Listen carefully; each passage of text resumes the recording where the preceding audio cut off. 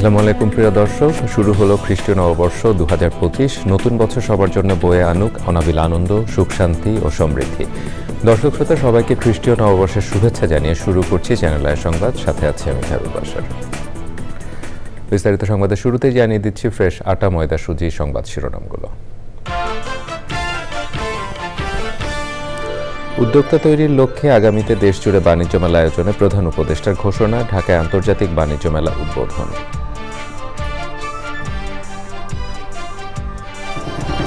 15 জানুয়ারির মধ্যে জুলাই গণ অভ্যুত্থানের ঘোষণাপত্র জানালেন পরিবেশ উপদেষ্টা। গণহত্যার বিচার, সংস্কার ও নির্বাচনের রোডম্যাপ অগ্রাধিকার। যারা জনগণের মুখোমুখি হতে ভয় পায় তারাই নির্বাচন বিলম্বিত করছে বলে তারেক রহমানের অভিযোগ। ভোটের মাধ্যমে জনপ্রতিনিধি নির্ধারণের আহ্বান। দেশে আবার নব্য ফ্যাসিবাদ চেপে বসেছে বলে জিএম কাদেরের অভিযোগ। প্রতিষ্ঠা বার্ষিকীতে নির্ধারিত স্থানে অনুমতি না মেলায় অন্য জায়গায় সংক্ষিপ্ত সভা। ভারত যুক্তরাষ্ট্র চীনের সঙ্গে সম্পর্ক উন্নয়নে নতুন বছরের অগ্রাধিকার বললেন পররাষ্ট্র উপদেষ্টা। দিল্লির সঙ্গে সম্পর্কে শেখ হাসিনার ইস্যু বাধা নয় মন্তব্য। এবং 2 দশকের ধারাবাহিকতা এবারও অসহায় মানুষের মাঝে শীত বস্ত্র বিতরণ করেছে ট্রাই ফাউন্ডেশন। অন্যদেরও এগিয়ে আসার আহ্বান।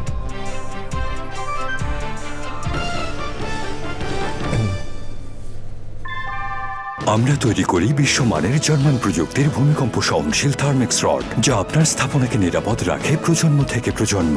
সালাম স্টিল, মোস্ট ডিউরেবল স্টিল।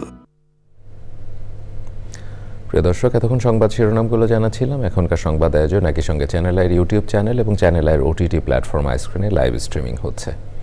এবার নিয়ে যাচ্ছি বিস্তারিত আয়োজনে। ঢাকা আন্তর্জাতিক বাণিজ্য মেলা উদ্বোধন করে প্রধান উপদেষ্টা অধ্যাপক মোহাম্মদ ইউনূস বলেছেন, বাণিজ্য মেলার উদ্দেশ্য হল তরুণদের মাঝে উদ্দীপনা সৃষ্টি করা। উদ্যোক্তা তৈরির লক্ষ্যে আগামীতে বাণিজ্য মেলা হবে দেশ জুড়ে, আর বিদেশি উদ্যোক্তাদের নিয়ে কেন্দ্রীয় মেলা হবে ঢাকায়। চকর মালিথার রিপোর্ট। পূর্বাচলের বাংলাদেশ চায়না ফ্রেন্ডশিপ এক্সিবিশন সেন্টারে 29তম ঢাকা আন্তর্জাতিক মেলার উদ্বোধনী অনুষ্ঠান। সেবা খাতে বিনিয়োগ ও রপ্তানিতে এগিয়ে আসার আহ্বান জানান অন্তর্বর্তী সরকারের প্রধান উপদেষ্টা অধ্যাপক মোহাম্মদ ইউনূস। মানুষ মাত্রই উদ্যোক্তা।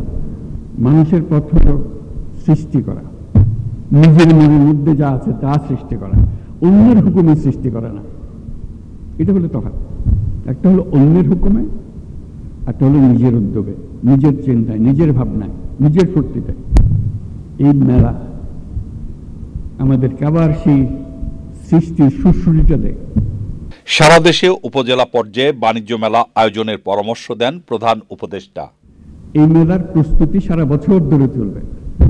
জেলায় জেলায়, উপজেলায় উপজেলায় বাছাই করা কে ফাইনাল মেলাতে জায়গা পাবে, কার বুদ্ধি সবচেয়ে বেশি, এই উপজেলাতে কার বুদ্ধি বেশি।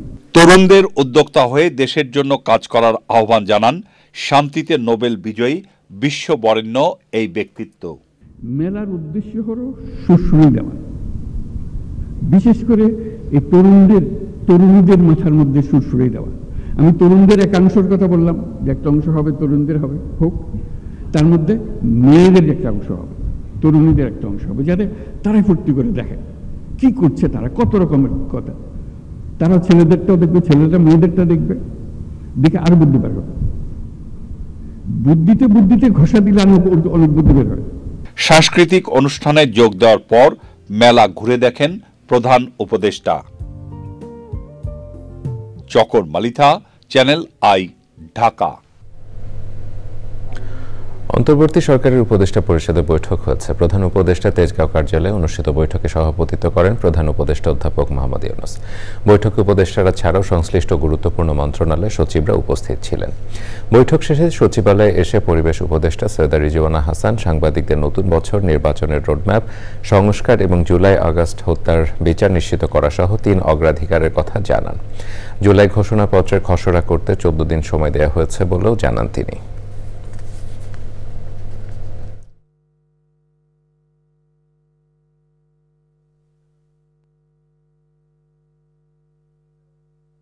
আমাদের শিক্ষার্থীরা যখন প্রোক্লেমেশনের কথা বলেছেন, সেখানে আমাদের দ্বিমত করার কোনো সুযোগ নেই, কোনো কারণও নেই। কিন্তু আমরা সরকারের অবস্থান থেকে চেয়েছি যে এটা বাংলাদেশের জনগণের একটা প্রোক্লেমেশন হোক, এবং সেটা করার একটা উপায় হচ্ছে যারা এই আন্দোলনে অংশগ্রহণ করেছেন তাদের সকল পক্ষ, শিক্ষার্থী দল এবং অন্য সকল পক্ষকে সাথে নিয়ে একটা প্রোক্লেমেশন করার, যে সকলের সাথে কথা বলার প্রক্রিয়াটা শুরু হয়েছে, এখন হয়তো ড্রাফটিংয়ের প্রক্রিয়ায় আমরা যাব।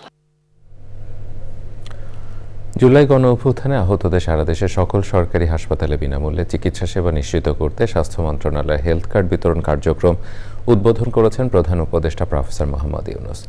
মঙ্গলবার সন্ধ্যায় রাষ্ট্রীয় অতিথি ভবন যমুনায় এই উদ্বোধনী কার্যক্রম হয়। এ সময় অভ্যুত্থানে আহত দুজন শিক্ষার্থীর হাতে হেলথ কার্ড তুলে দেন প্রধান উপদেষ্টা। স্বাস্থ্য মন্ত্রণালয় জানিয়েছে, জুলাই গণ অভ্যুত্থানে আহত যোদ্ধাদের মধ্যে প্রতি সপ্তাহে নির্দিষ্ট জেলায় হেলথ কার্ড বিতরণ করা হবে। এ সময় প্রধান উপদেষ্টা বলেন, এই হেলথ কার্ড থাকার অর্থ হলো যে কোনো সময় দেশের যে কোনো সরকারি হাসপাতালে কার্ডধারীরা চিকিৎসা পাবেন। এই কার্ড সবসময়ই থাকবে। অনুষ্ঠানে উপস্থিত ছিলেন স্বাস্থ্য উপদেষ্টা নূরজাহান বেগম, স্বাস্থ্য ও পরিবার কল্যাণ মন্ত্রণালয়ের প্রধান উপদেষ্টা বিশেষ সহকারী অধ্যাপক ডাক্তার মোহাম্মদ সায়েদুর রহমান, তথ্য উপদেষ্টা নাহিদ ইসলাম, জুলাই শহীদ স্মৃতি ফাউন্ডেশনের প্রধান নির্বাহী মীর মাহবুবুর রহমান স্নিগ্ধ ও সম্পাদক সার্জিস আলম সহ অন্যরা। বিএনপির ভারপ্রাপ্ত চেয়ারম্যান তারেক রহমান বলেছেন, যারা জনগণের রায়ের মুখোমুখি হতে ভয় পায় এবং যাদের ভিন্ন উদ্দেশ্য আছে তারাই নির্বাচন নিয়ে বিভ্রান্তি তৈরি করছে। ধৈর্য না হারিয়ে জনগণকে নির্বাচনের প্রস্তুতি নেওয়ার আহ্বান জানিয়েছেন তিনি। ছাত্রদলের প্রতিষ্ঠাবার্ষিকীর আলোচনায় তারেক রহমান এসব কথা বলেন। এ সময় বিএনপি মহাসচিব অভিযোগ করেন, বিএনপি ও তার নেতাকে দূরে সরিয়ে রাখতে নতুন করে চক্রান্ত শুরু হয়েছে। বিস্তারিত মইনুল হাসানের রিপোর্টে। 1979 সালের 1 জানুয়ারি রাষ্ট্রপতি জিয়াউর রহমান গঠন করেছিলেন জাতীয়তাবাদী ছাত্রদল। সংগঠনের 46তম প্রতিষ্ঠাবার্ষিকী উপলক্ষে রাজধানীর ইঞ্জিনিয়ারিং ইনস্টিটিউশন মিলনায়তনে আয়োজন করা হয় আলোচনা সভার। আলোচনায় অংশ নেন ছাত্রদলের নেতৃবৃন্দ সহ বিএনপি ও এর অঙ্গ সহযোগী সংগঠনের নেতারা। রাষ্ট্রের স্বার্থে ছাত্রদলের যখন প্রয়োজন হবে, ছাত্রদলের লক্ষ লক্ষ নেতা কর্মীরা এই নতুন বাংলাদেশে অবিলম্বে প্রয়োজনীয় সংস্কার দ্রুত সংস্কার করে নির্বাচন দিতে হবে। বিএনপি মহাসচিব মির্জা ফখরুল ইসলাম আলমগীর বলেন, সংস্কারের নামে নির্বাচন যেন বিলম্বিত না হয় সেই ব্যাপারে অন্তর্বর্তী সরকারকে সতর্ক থাকতে হবে। দেশে বিদেশে ষড়যন্ত্র চলছে, আজকে আমাদের দায়িত্ব হচ্ছে আমাদেরকে রুখে দাঁড়াতে হবে এবং আমাদের মেধা বুদ্ধি দিয়ে দাঁড়াতে হবে, এবং সেই মেধা বুদ্ধি দিয়ে আমরা তাদেরকে পরাজিত করতে পারবো বলে আমরা বিশ্বাস করি। ভার্চুয়ালি যুক্ত হয়ে বিএনপির ভারপ্রাপ্ত চেয়ারম্যান বলেন, ফ্যাসিবাদের পলায়নের মধ্য দিয়ে দেশ গড়ার যে সুযোগ তৈরি হয়েছে, কোনো হটকারী সিদ্ধান্ত যেন তার নষ্ট না হয়। আপনারা অপপ্রচারে বিভ্রান্ত হবেন না, বরং সতর্ক থাকবেন। নিজেরা এমন কোনো কাজে সম্পৃক্ত হবেন না যাতে কেউ অপপ্রচারের সুযোগ পায়। নির্বাচনের মাধ্যমেই জনগণ পছন্দের রাজনৈতিক দল বেছে নিবে বলে মন্তব্য করেন তারেক রহমান। জনগণ কোনো রাজনৈতিক দলকে গ্রহণ করবে কিংবা বর্জন করবে, নির্বাচনের মাধ্যমে সেই রায় দেবে জনগণের আদালত। তবে যারা জনগণের আদালতের রায়ের মুখোমুখি হতে ভয় পায় কিংবা যাদের ভিন্ন কোনো উদ্দেশ্য রয়েছে, তারাই নির্বাচন অনুষ্ঠান নিয়ে নানা রকম বিভ্রান্তি সৃষ্টি করে। এর আগে বুধবার সকালে ছাত্রদলের প্রতিষ্ঠা বার্ষিকী উপলক্ষে শহীদ রাষ্ট্রপতি জিয়াউর রহমানের সমাধিতে ফুল দিয়ে শ্রদ্ধা জানান ছাত্রদলের নেতাকর্মীরা। Monirul Hasan, channel I, Dhaka. জাতীয় পার্টির চেয়ারম্যান জিএম কাদের অভিযোগ করেছেন, দেশে আবার নব্য ফ্যাসিবাদ চেপে বসেছে। জাতীয় পার্টির প্রতিষ্ঠাবার্ষিকী উপলক্ষে রাজধানী ডিপ্লোমা ইঞ্জিনিয়ার্স ইনস্টিটিউটে সভা করতে চাইলেও অনুমতি না মেলায় সেগুনবাগিচায় সংক্ষিপ্ত সভায় তিনি বলেন, জাতীয় পার্টি একটি নিবন্ধিত রাজনৈতিক দল, তাই শান্তিপূর্ণ কর্মসূচি পালনের অধিকার তাদের রয়েছে, কিন্তু তারপরও তা করতে দেয়া হচ্ছে না। তিনি বলেন, বৈষম্যমুক্ত দেশের কথা বলা হলেও ফ্যাসিস্ট শক্তির দোসর বলে রাজনীতিতে বিভাজন করা হচ্ছে।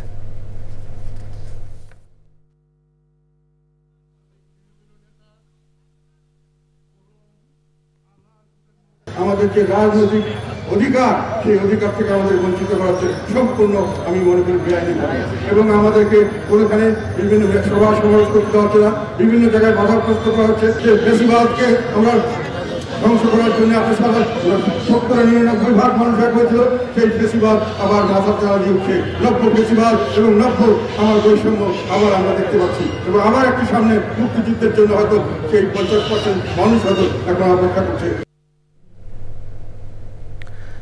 দিল্লির সঙ্গে সম্পর্কের ক্ষেত্রে শুধু শেখ হাসিনা ইস্যুতে আটকে থাকতে চায় না বাংলাদেশ, বরং শেখ হাসিনাকে ফেরত আনার চেষ্টার পাশাপাশি দুই দেশের সম্পর্ক উন্নয়নের চেষ্টা অব্যাহত রাখবে ঢাকা।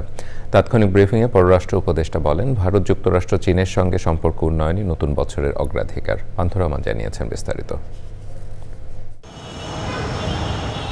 নতুন বছরের শুরুতে শুভেচ্ছা জানানোর পাশাপাশি বাংলাদেশের কূটনৈতিক অগ্রাধিকার আর লক্ষ্যের কথা জানালেন পররাষ্ট্র উপদেষ্টা। আমরা আমাদের প্রতিবেশীর সাথেও ভালো সম্পর্ক চাই, মার্কিন যুক্তরাষ্ট্রের সাথে আমরা ভালো সম্পর্ক চাই, চীনের সাথেও ভালো সম্পর্ক চাই, কারণ আমাদের স্বার্থ আছে প্রতিটি ক্ষেত্রেই ভালো সম্পর্ক রাখার ক্ষেত্রে।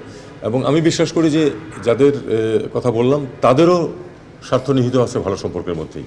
কাজে আমি আশাবাদী যথেষ্ট এই বছরের ব্যাপারে। প্রায়োরিটি কিন্তু কোনোটাই কম না। এই 3 গুরুত্বপূর্ণ দেশের সাথে সম্পর্ক ভালো রাখা প্রায়োরিটি হচ্ছে আমাদের অর্থনৈতিক এবং কূটনৈতিক ক্ষেত্রে যাতে স্টেবিলিটি এবং আরও ভালো অবস্থা সৃষ্টি হয়। চীনের আমন্ত্রণে চলতি মাসের শেষ ভাগে চীন সফরে যাচ্ছেন উল্লেখ করে উপদেষ্টা বলেন, সম্পর্ক উন্নয়নই লক্ষ্য। যদি ফেরত আনতে না পারেন, ভারতকে আপনি আনুষ্ঠানিক চিঠি লিখেছেন, কোনো জবাব পাননি, তাহলে কি আসলে ঢাকা দিল্লি রিলেশন? না, দেখুন আমি মনে করি যে দুটো পাশাপাশি চলবে, কারণ এটা হলো একটা ইস্যু, কিন্তু আমাদের আরো অনেক স্বার্থের ইস্যু আছে দুই পক্ষেরই। আমরা সেগুলি নিয়ে পাশাপাশি আগাবো। রাখাইন পরিস্থিতি অত্যন্ত চ্যালেঞ্জিং, কারণ এখানে গ্রাউন্ড রিয়ালিটি পরিবর্তন হয়ে গেছে। মিয়ানমারের রাখাইন পরিস্থিতি ক্রমেই চ্যালেঞ্জিং হয়ে উঠছে বলেও মন্তব্য করেন এই কূটনীতিক। পান্থর রহমান, চ্যানেল আই, ঢাকা। সারা দেশে নতুন শিক্ষাবর্ষে বিনামূল্যে পাঠ্য বই বিতরণ শুরু হয়েছে। শিক্ষা উপদেষ্টা অধ্যাপক ডক্টর ওয়াহিদ উদ্দিন মাহমুদ জানিয়েছেন, বিনামূল্যে পাঠ্য বই প্রকাশ করতে অনেক ষড়যন্ত্র মোকাবেলা করতে হয়েছে।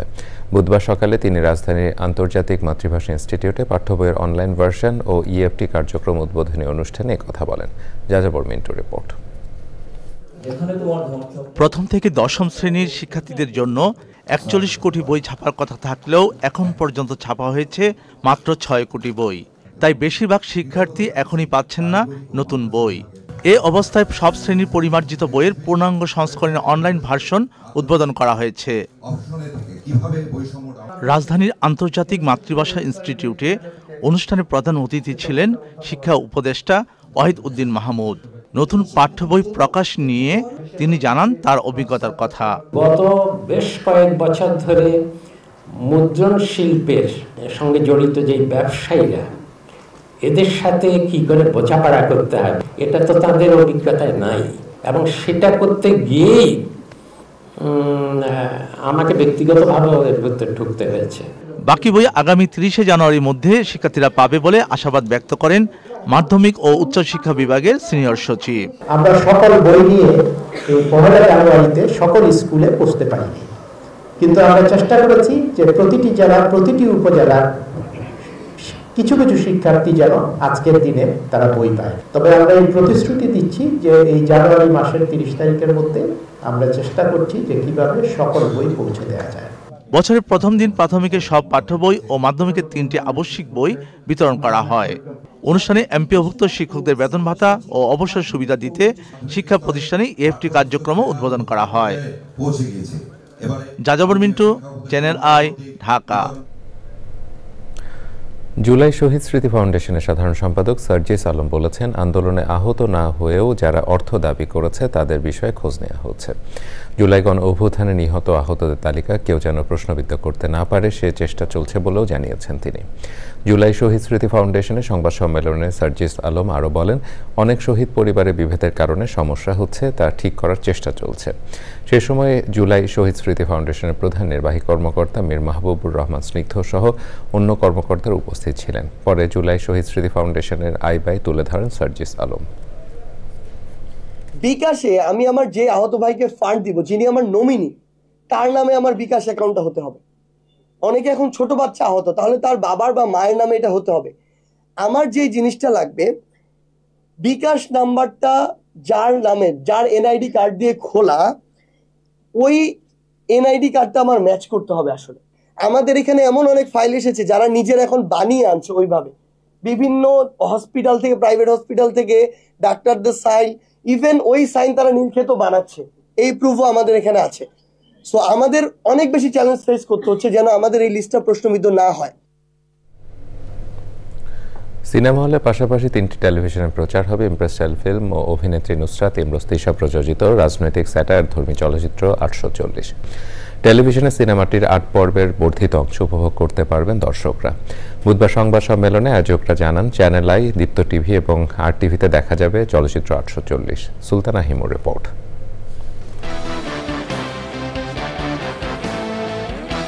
2007 সালে সে সময়ের তত্ত্বাবধায়ক সরকারের আমলে চ্যানেল আইয়ের পর্দায় প্রচারিত হয় ইমপ্রেস টেলিফিল্ম প্রযোজিত মোস্তফা সরওয়ার ফারুকী পরিচালিত জনপ্রিয় নাটক 420। তারই ধারাবাহিকতায় 2024 সালের 13ই ডিসেম্বর বড় পর্দায় মুক্তি পায় sequel cinema 840 democracy international limited.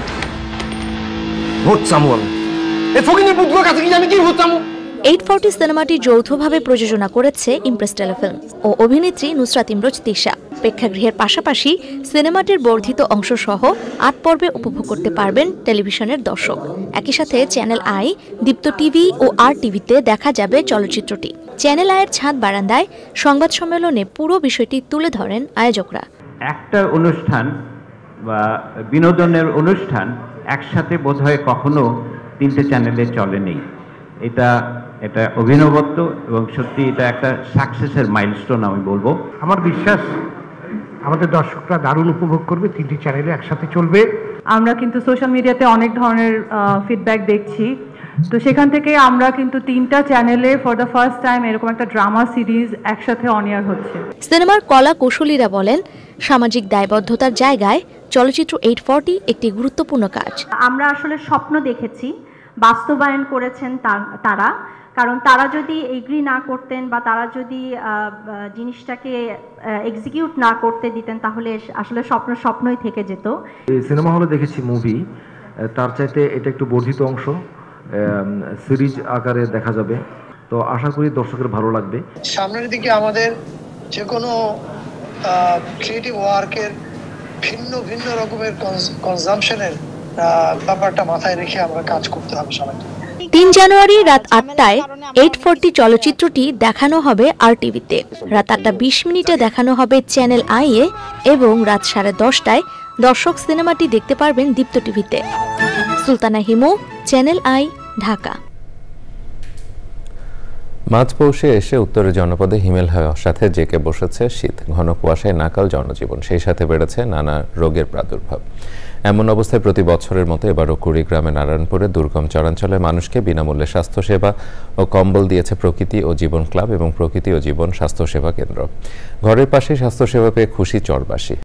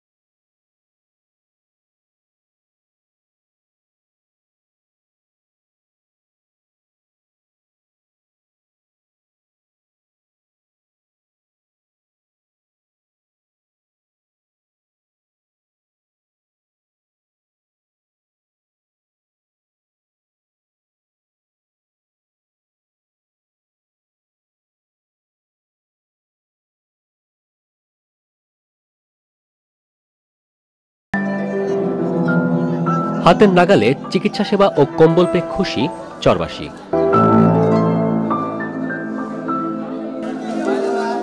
ঠ্যাঙের বিষ, মাঞ্জার বিষ আর গলায় ভাত খাতি, গলা ঠেকা ধরে।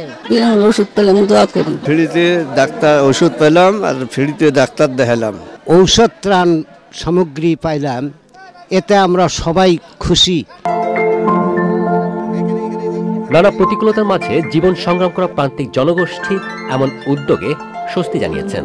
সেইরকম শীতের জন্য আমরা কম্বল পাইছি। প্রকৃত জীবন, এই কম্বল দেওয়াতে ধন্যবাদ। ধন্যবাদ। বুড়ি মানুষের উপকার হবে, যাই কাঠ দিবে তাহলে উপকার হবে। শীতে কষ্ট করি কম্বলটা পাইলাম, এটা ধন্যবাদ। এই উত্তর অঞ্চলে যে শীতের কম্বলটা দিলেন আমাদের জন্য খুবই উপকারী এবং সুবিধাজনক। প্রকৃতি ও জীবন চ্যানেলকে ধন্যবাদ। মানবিক অধিকার বঞ্চিত জনগণের পাশে দাঁড়ানোয় কৃতজ্ঞতা জানান স্থানীয়রা। অত্যন্ত দুস্থ এলাকা এবং এখানে আসা খুব কষ্টকর, নদী পার হয়ে আসতে হয়।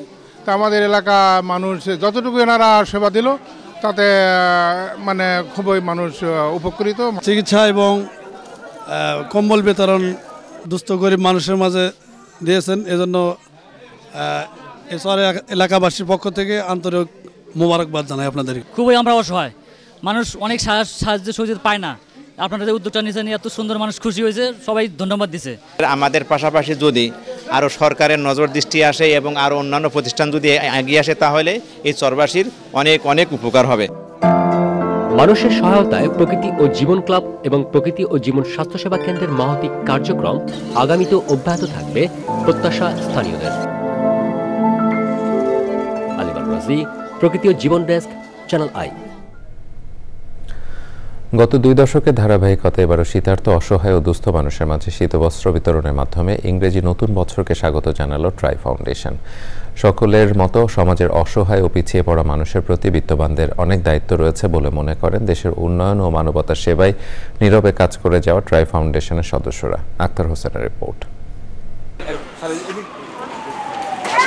এভাবেই রাতের আধারে রাজধানীর শীতার্ত, অসহায় ও ছিন্নমূল মানুষের দ্বারে দ্বারে গিয়ে তাদের পাশে দাঁড়ানোর চেষ্টা করছে ট্রাই ফাউন্ডেশন।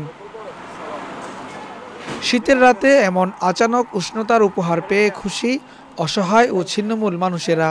শীতের মধ্যে কম্বল দিতেছে তো অনেক ভালোই লাগতেছে, অনেক শীত, হ্যাঁ ভালো লাগতেছে। থাই বাইরে রাস্তার মধ্যে বসি উড়াই থাই, এনকে ভালো মানুষেরা কি থাই, যারা গরিব লোক তারাই তো থাই। হ্যাঁ সবাই পা, প্রতি বছর বছর সবাই পা। রাস্তায় থাকার কষ্ট হয় না শীতের মধ্যে? কি গরম বাবা, কি গরম। স্যার রাজাই যে কম্বল দিয়ে গেল, কেমন লাগতেছে? ভালো। কম্বল পাইছেন? ইংরেজি নতুন বছর বরণ করে নিতে ট্রাই ফাউন্ডেশনের এই অভিনব উদ্যোগ বিগত 2 দশকের সমাজের এসব অসহায় মানুষের প্রতি বিত্তবানদের অনেক দায়িত্ব রয়েছে বলে মনে করেন ট্রাই ফাউন্ডেশনের সদস্যরা। সামান্য কিছু করতে পেরে আমরা আনন্দিত।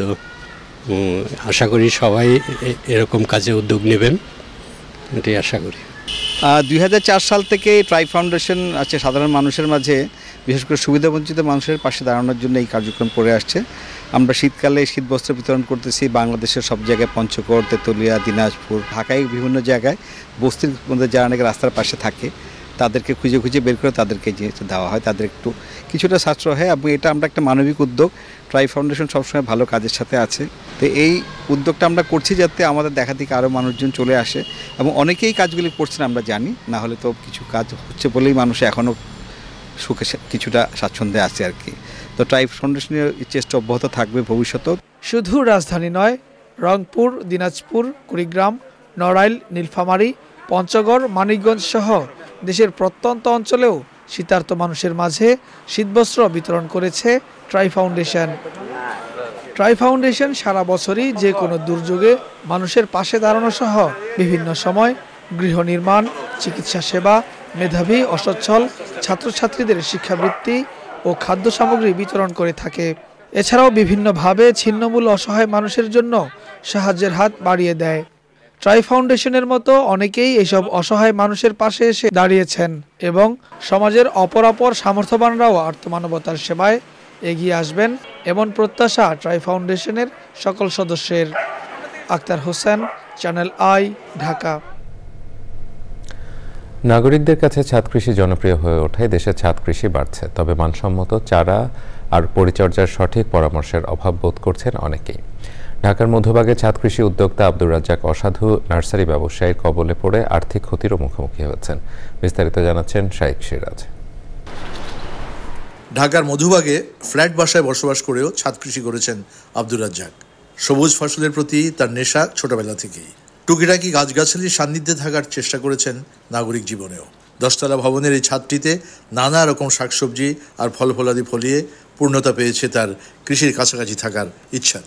সুন্দর টমেটো হয়েছে, এখানে সিম আছে, এটা কেরালা সিম বলে, এটা খাওয়া হয়েছে। এটা স্যার থাই পেয়ারা, এখানে কিছু বড়ইও ধরছে কিন্তু পুরো মানে অল্প পরিমাণে আছে। আপেল কুল এটা গত বছর টমেটো অনেক টমেটো হয়েছে, চেরি টমেটো বিশেষ করে, এই গাছগুলো চেরি টমেটোর গাছ। উদ্যোক্তার অভিযোগ, নতুনদের কাছ থেকে সুযোগ নিচ্ছে এক শ্রেণীর অসাধু নার্সারি ব্যবসায়ী। একটা নার্সারি থেকে রামবুটান গাছটা এনে লাগানোর পরে, এটা আসলে রামবুটান গাছ না, এটা কাঠলিচু জাতীয় এই ধরনের একটা গাছ। তো আমি যে তেঁতুল গাছটা আনছি, তেঁতুল গাছটা আমি বলছিল যে আপনার 1 বছর পরেই তেঁতুল ধরবে, আসলে 1 বছর পরে আমি তেঁতুল পাইনি। এই ধরনের অনেক গাছ আমরা প্রতারিত হই। যেমন আমার এখানে একটা ডালিম গাছ আছে স্যার, এই ডালিম গাছটা আমি অনলাইনে আনাইছিলাম, তো বললো যে পাকিস্তানি একটা ডালিমের জাত বললো, কিন্তু আমি এখন এই ডালিমটা খাওয়ার পর দেখি ওটার বিচিটা অনেক শক্ত। মানসম্মত চারা প্রাপ্তিতে নার্সারি ব্যবসায়ীদের উপর সরকারের নজরদারি বাড়ানোর কথা বলছেন তিনি।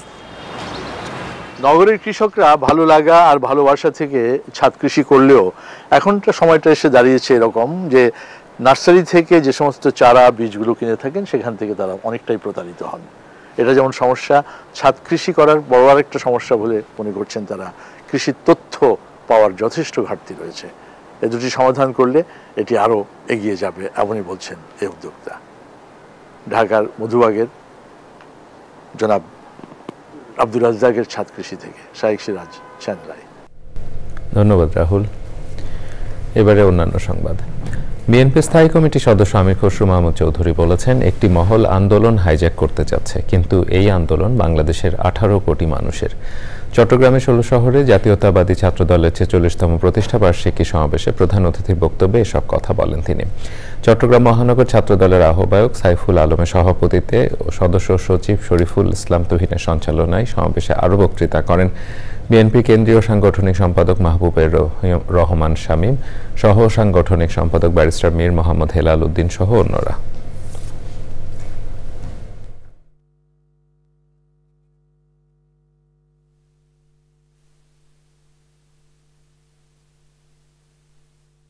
আমরা এই আন্দোলনকে প্রশ্নবিদ্ধ করতে চাই না। এই আন্দোলন বাংলাদেশের 18 কোটি মানুষের আন্দোলন। সুতরাং আন্দোলনের মালিকানা কেউ নেওয়ার চেষ্টা করবেন না, কারণ মালিকানার হিসাব যদি করতে হয় আমরা যে হিসাব দেব আপনারা লজ্জা পাবেন। দর্শক, সংবাদের এই পর্যায়ে নিচ্ছে একটি বিরতি।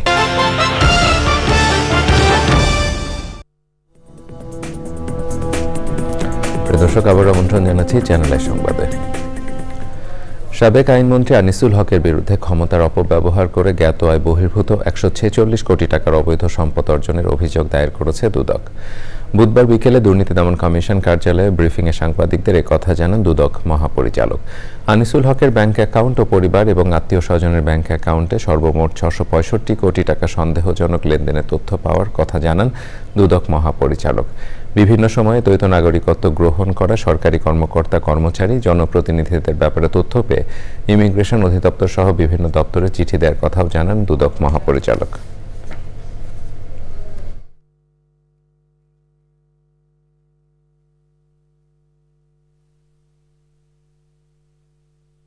সরকারি কর্মচারীদের এরূপ একাধিক পাসপোর্ট গ্রহণের মূল লক্ষ্যই হলো বাংলাদেশে দুর্নীতির মাধ্যমে অর্জিত তাদের অবৈধ সম্পদ গোপন করে বিদেশে পাচার এবং ভোগ করা।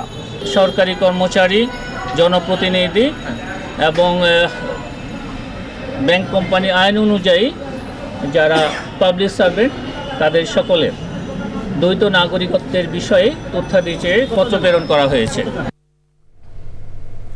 এবারে নিটোলটাটা আন্তর্জাতিক সংবাদ।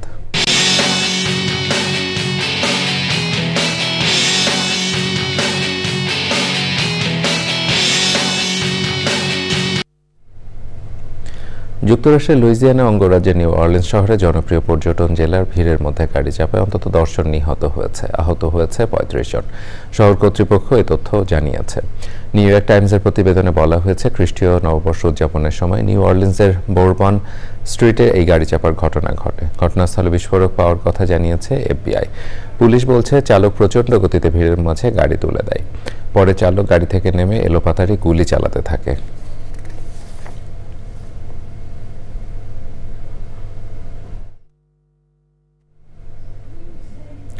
এবারে আইস্ক্রিন সাংস্কৃতিক সংবাদ।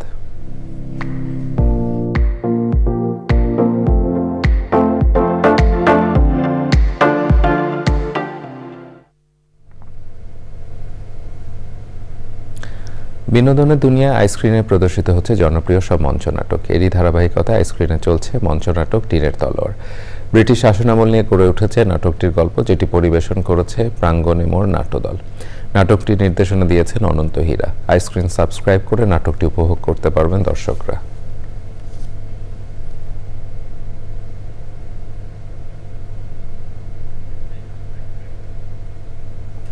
এবারে কৃষি সংবাদ।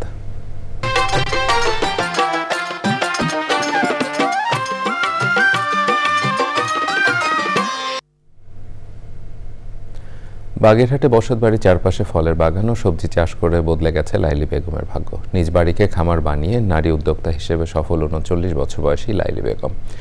মাহফিজুর রহমান মাহফুজের তথ্য ও ভিডিও চিত্রে আল মুকসিদের রিপোর্ট। বাগেরহাটের শরণখোলা উপজেলার মৃত কামাল সেপাইয়ের স্ত্রী লাইলি বেগম নিজ বাড়িকেই রোজগারের একমাত্র পথ হিসেবে বেছে নেন তিনি।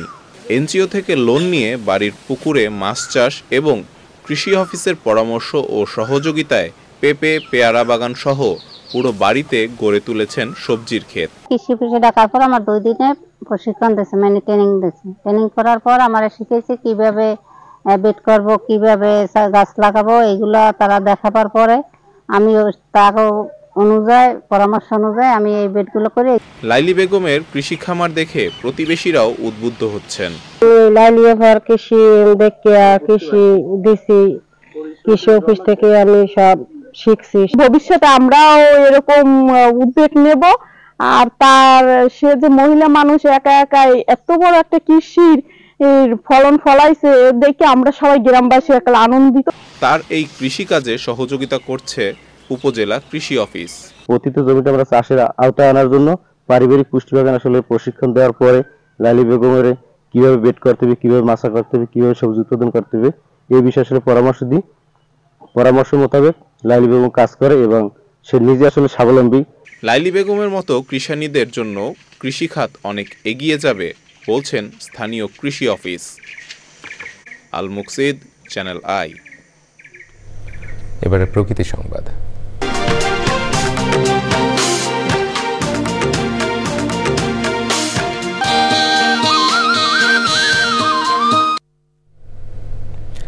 গেল ডিসেম্বরে রংপুর বিভাগ থেকে 13টি হিমালয়ান গৃধিনী শকুন উদ্ধার করা হয়েছে। শীতে হিমালয়ে বরফে আচ্ছাদিত হওয়ায় খাবারের খোঁজে প্রায় 650 কিলোমিটার পাড়ি দিয়ে উত্তরাঞ্চলে আসছে গৃধিনী শকুন। দীর্ঘপথ পাড়ি দিয়ে ক্ষুধার্ত এসব শকুন উঠতে উঠতে দুর্বল হয়ে ধরা পড়ছে লোকালয়ে। ফারুক হোসেনের ভিডিও চিত্রে মেরিনা লাভলির রিপোর্ট। গত 29 ডিসেম্বর গাইবান্ধা ফুলছড়ি উপজেলার উদাখালী ইউনিয়নের হরিপুর সদর উপজেলার বানিয়াজান, 28 ডিসেম্বর কুড়িগ্রাম ফুলবাড়ী উপজেলার গঙ্গারহাট, 13 ডিসেম্বর রংপুরের পীরগাছার অন্নদানগর থেকে বিরল প্রজাতির হিমালয় গৃধিনী শকুন উদ্ধার করা হয়। সবশেষ কুড়িগ্রাম থেকে উদ্ধার হওয়া গৃধিনী শকুনটিকে কারমাইকেল কলেজ মাঠে নিয়ে আসেন wild life and snake rescue team in বাংলাদেশের সদস্যরা। শকুনটিকে ঘিরে ভিড় জমায় উৎসুক মানুষ। শকুন এখন আমাদের দেশে প্রায় বিলুপ্ত। শকুন এখন সব থেকে কমই দেখা যায় দেশের মধ্যে। নিজ চোখে শকুন দেখা এই প্রথমই আমার। এই শকুন প্রায়ই কিন্তু দেখতাম আকাশে উড়ে বেড়াতো। আমরা বুঝতে পারতাম কোথাও গরু অথবা ছাগল মারা গেলে সে শকুন আসতো। এই শকুন আমাদের পরিবেশের জন্য একান্তই দরকার। শীতে হিমালয় বরফে আবৃত হওয়ায় প্রতি বছর খাবারের খোঁজে উত্তরাঞ্চলে উড়ে আসে গৃধিনী শকুন। রোগাক্রান্ত মৃত প্রাণী খেয়ে মানুষের স্বাস্থ্য ঝুঁকি রোধে ভূমিকা রাখছে প্রকৃতির ঝাড়ুদার খ্যাত এই শকুন। উত্তরাঞ্চলে উদ্ধার হওয়া শকুন সুস্থ ও পরিচর্যায় পাঠানো হয় শকুন পরিচর্যা কেন্দ্র দিনাজপুরের সিংড়া ফরেস্টে। দিনাজপুরের বীরগঞ্জে সিংড়া ফরেস্টে শকুন পরিচর্যা কেন্দ্র স্থাপন করেন এবং তারপর থেকে কিন্তু প্রতি বছর 20 থেকে 30টা করে শকুন সেখানে যায়, সেখানে চিকিৎসা নেওয়ার পর যখন সুস্থ হয়ে যায় তখন তাদেরকে আবার অবমুক্ত করে দেওয়া হয়, তখন তারা আবার তাদের যে আবাসস্থল সেখানে ফিরে যায়।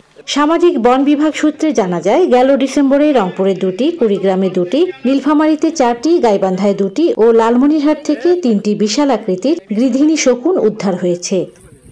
রংপুর থেকে মেরিনা লাভলি, চ্যানেল আই। প্রিয় দর্শক, সংবাদের এরপর আবারও নিচ্ছে একটি বিরতি, আর বিরতির পরে দেখবেন। প্রিয় দর্শক, আবার আমন্ত্রণ জানাচ্ছি চ্যানেল আই সংবাদে। দেশের অর্থনীতির প্রধান সঞ্চালক চট্টগ্রাম বন্দরে 2024 সালে কন্টেনার এন্ড কার্গো হ্যান্ডলিংয়ের পরিমাণ অতীতের সকল রেকর্ড ভেঙেছে। 2023 সালের তুলনায় কন্টেনার হ্যান্ডলিং 7.42% এবং কার্গো হ্যান্ডলিং 3.11% বেড়েছে। বন্দরে চলমান এই সমৃদ্ধির ধারা আগামীতে অব্যাহত রাখতে বে টার্মিনাল নির্মাণ এবং মাতারবাড়ি গভীর সমুদ্র বন্দর নির্মাণ প্রকল্প ফাস্ট ট্র্যাকে কার্যক্রম শুরুর উপর জোর দিয়েছেন চট্টগ্রাম বন্দর কর্তৃপক্ষের চেয়ারম্যান। চট্টগ্রাম থেকে মোহাম্মদ ইকবাল হোসেনের ক্যামেরায় চৌধুরী ফরিদের রিপোর্ট। বছরের প্রথম দিন সুসংবাদ দিয়েছে চট্টগ্রাম বন্দর কর্তৃপক্ষ। বন্দরে 2024 সালে কন্টেইনার হ্যান্ডলিং হয়েছে 32,75,627 TEUs। কার্গো হ্যান্ডলিং হয়েছে 12,39,86,000 মেট্রিক টন। জাহাজ হ্যান্ডলিং হয়েছে 3,867টি। রাজস্ব আদায় হয়েছে 5,055,99,00,000 টাকা। 2023 সালের তুলনায় রাজস্ব আয় হয়েছে 21.39% বেশি। 123 million metric ton of cargo handling করেছে, সেটাও সম্পূর্ণভাবে ইতিপূর্বে সমস্ত রেকর্ড ব্রেক করেছে। তাছাড়া আমাদের জাহাজের যে ওয়েটিং টাইম ছিল গত অগাস্ট মাসে 6 থেকে 8 দিন, সেটা আমরা এখন 1 দিনে নিয়ে এসেছি। চট্টগ্রাম বন্দর চেয়ারম্যান জানিয়েছেন, বন্দরের এ প্রবৃদ্ধি অব্যাহত রাখতে আগামী মার্চ এপ্রিলের মধ্যে বে টার্মিনাল নির্মাণে বিশ্বব্যাংকের সাথে $650 মিলিয়ন চুক্তি করার সম্ভাবনা রয়েছে। সেই সাথে মাথারবাড়ির গভীর সমুদ্র বন্দর নির্মাণ প্রকল্পটিও ফাস্ট ট্র্যাকে নেয়ার উদ্যোগ নেওয়া হয়েছে। মার্চ এপ্রিলের মধ্যে ওয়ার্ল্ড ব্যাংকের সাথে আমাদের চুক্তি স্বাক্ষর হয়ে যাবে এবং তারপরে ইনশাল্লাহ আমরা বে টার্মিনালের কাজটা দ্রুত গতিতে সম্পন্ন করার চেষ্টা করব। একইভাবে আমরা মাতারবাড়িতে ইতিমধ্যে বন্দরের উন্নয়নের জন্য যে প্রজেক্ট নেওয়া হয়েছে 24,000 কোটি টাকার, সেটা সরকার অনুমোদন করেছেন। চট্টগ্রাম বন্দরকে আরও গতিশীল করতে শতভাগ অটোমেশন করার কাজ শুরু হয়েছে বলে জানিয়েছেন কর্তৃপক্ষ। Chowdhury Farid, channel I, Chittagong. Superstar group SSG তার কর্মীদের জন্য চালু করতে যাচ্ছে ক্যান্সার ট্রিটমেন্ট সাপোর্ট পলিসি। এই উদ্যোগ কর্মীদের স্বাস্থ্য সুরক্ষা এবং সহমর্মী কর্মপরিবেশ সৃষ্টির প্রতি কোম্পানির দায়বদ্ধতার প্রতিফলন বলে জানিয়েছে কর্তৃপক্ষ। মোহাম্মদ ইব্রাহিম ক্যান্সার কেয়ার ফাউন্ডেশনের অধীনে এটি পরিচালিত হবে। গ্রুপের chairman Mohammad Jalal Uddin, managing director Harunur Rashid, HR director Khondokar Golam Azam সহ ঊর্ধ্বতন কর্মকর্তারা উদ্বোধনী অনুষ্ঠানে উপস্থিত ছিলেন।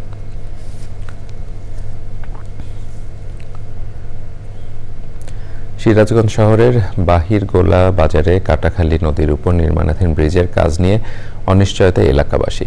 নির্ধারিত সময়ে কাজ শেষ করতে না পারে 46 লাখ টাকা জরিমানা দিয়ে পালিয়েছে ঠিকাদারি প্রতিষ্ঠান মঈনুদ্দিন লিমিটেড। জনগুরুত্বপূর্ণ বৃষ্টি না থাকায় চরম দুর্ভোগে 30 গ্রামের মানুষ। সিরাজগঞ্জ থেকে ফেরদৌস রবিনের পাঠানো তথ্য ভিডিও চিত্রে আল মুকসিদের রিপোর্ট। বাংলাদেশ পানি উন্নয়ন বোর্ড থেকে 2021-22 অর্থ বছরে 64 জেলার অভ্যন্তরীণ ছোট নদী, খাল এবং জলাশয় পুনর্খনন প্রকল্পের আওতায় সিরাজগঞ্জ শহরে বাহিরগোলা বাজারে কাটাখালী নদীর উপর নির্মাণাধীন ব্রিজটির কাজ 2021 সালের আগস্ট মাসে শুরু হয়।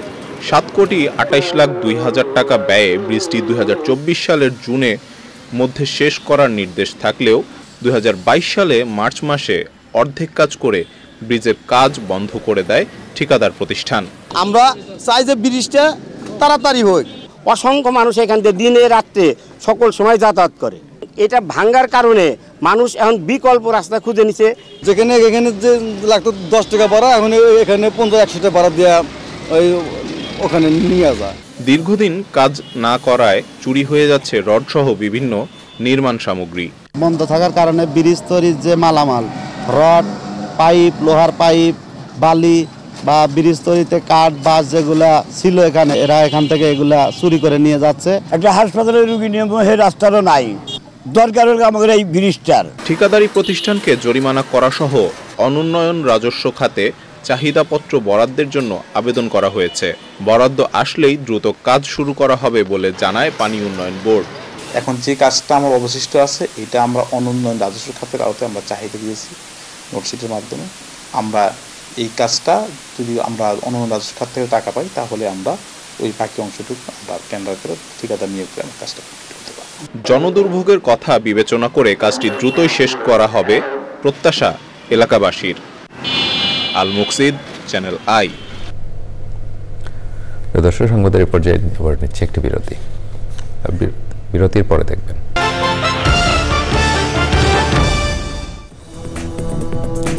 দর্শক আবার আমন্ত্রণ জানাচ্ছি চ্যানেল আই সংবাদে। কওমি মাদ্রাসায় শিক্ষা বোর্ডে বেফাকুল মাদ্রাসিল আরাবিয়া বেফাক ফেস্টিভালে দোষরমুক্ত করার দাবি জানিয়েছেন সচেতন কওমি ছাত্র সমাজ নামের একটি সংগঠন। ঢাকা রিপোর্টার্স ইউনিটিতে কওমি মাদ্রাসা সর্বোচ্চ শিক্ষা বোর্ড বেফাক থেকে ফ্যাসিবাদের দোসরদের অপসারণের দাবিতে চলমান আন্দোলন বিষয়ক সংবাদ সম্মেলনে এসব দাবি জানানো হয়। এতে লিখিত বক্তব্য পাঠ করেন সচেতন কওমি ছাত্র সমাজের প্রতিনিধি তহা মাহমুদ। দাবি আদায়ে শুক্রবার বায়তুল মোকাররম জাতীয় মসজিদের সামনে বাদ-জুম্মা বিক্ষোভ কর্মসূচি ঘোষণা দিয়েছে সংগঠনটি।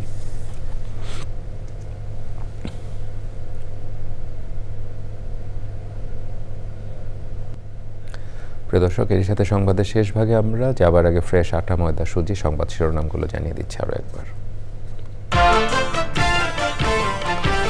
উদ্যোক্তা তৈরির লক্ষ্যে আগামীতে দেশ জুড়ে বাণিজ্য মেলা আয়োজনে প্রধান উপদেষ্টার ঘোষণা। ঢাকায় আন্তর্জাতিক বাণিজ্য মেলা উদ্বোধন।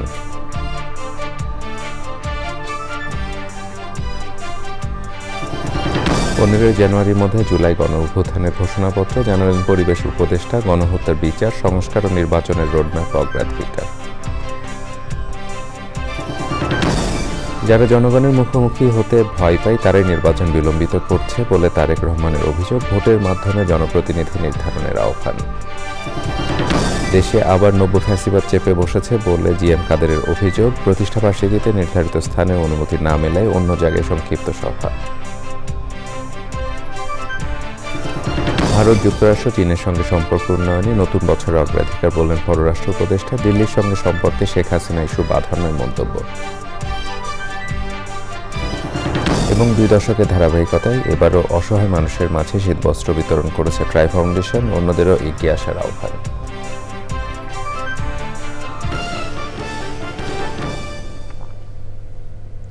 প্রিয় দর্শক, এছাড়াও চ্যানেলের সর্বশেষ সংবাদ জানতে ভিজিট করুন channelionline.com-এ। যুক্ত থাকুন আমাদের সোশ্যাল মিডিয়া প্ল্যাটফর্মগুলোর সাথে। এতক্ষণ চ্যানেলের সংবাদের সাথে থাকার জন্য সকলকে ধন্যবাদ জানিয়ে বিদায় নিচ্ছি। শুভেচ্ছা।